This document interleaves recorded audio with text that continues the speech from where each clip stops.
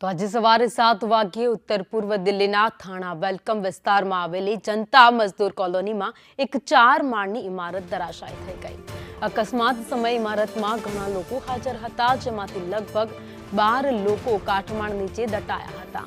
Fire વિભાગના જણાવ્યા અનુસાર અત્યાર સુધીમાં 6 લોકોને કાટમાળમાંથી સુરક્ષિત રીતે બહાર કાઢવામાં આવ્યા છે અને હોસ્પિટલમાં દાખલ કરવામાં આવ્યા છે, જ્યારે 5 થી 6 લોકો હજુ પણ કાટમાળ નીચે ફસાયેલા છે।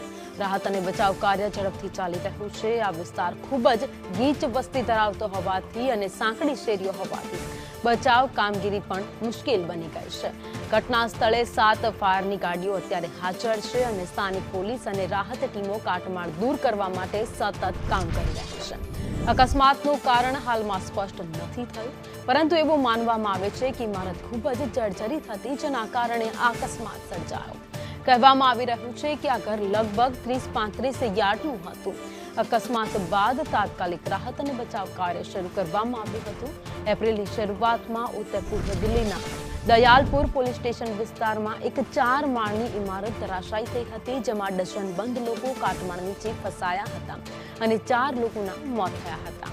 આ અકસ્માત દિલ્હીના મુસ્તફાબાદ વિસ્તારમાં બન્યો હતો।